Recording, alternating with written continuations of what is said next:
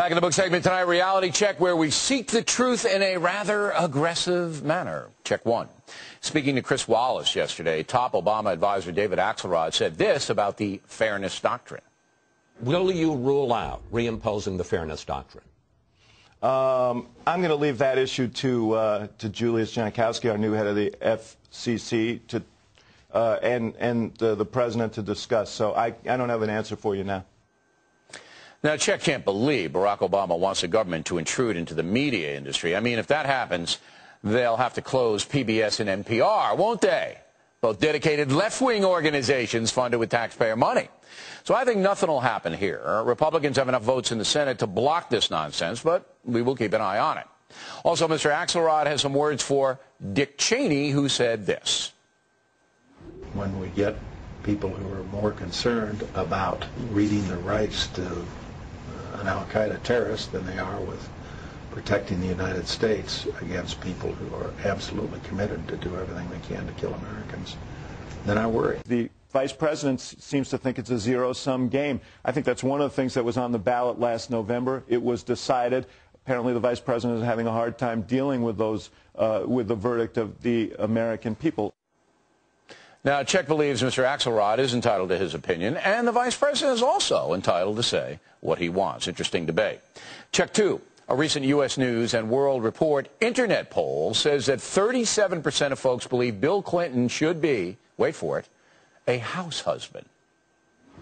Would you ever be comfortable being a house husband? No, I have to go to work. I'm too much of a Calvinist. If I don't work every day, I get nervous. A Calvinist, is that a guy who wears jeans? No, it's a religious thing. Check three. Also a bit nervous, Brad Pitt, when asked this. You guys doing? So you guys in competition with Octomom? Yeah, we sure are. Yeah.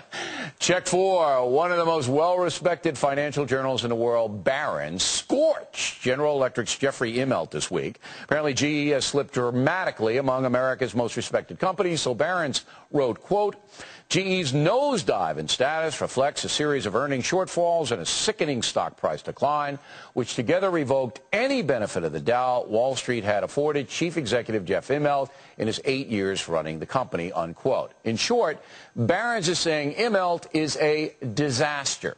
But the fact that man has remained in his position for 8 years says that our financial system is rigged, and Americans should be very wary about buying stocks in this environment. By the way, we flagged you on Immelt and a whole GE thing more than a year ago. And finally, check five. As we mentioned in the Talking Points memo, California's big money problems. Counting illegal aliens, about 40 million people live here. That's almost twice as many that live in the entire country of Australia. Governor Schwarzenegger has learned the hard way the state government is a big spending operation, and taxing the folks simply can't keep up with the spending. So there is now a $42 billion with a B dollar projected deficit, and it looks like the state will raise gasoline taxes and the sales tax right in the middle of a recession. President Obama would be wise to study what is happening here in California, a state dominated by liberal Democrats, because this economic chaos could happen in every state all across America if Obama does not impose some kind of federal spending discipline. Hear me, Mr. President. And that is the Reality Check.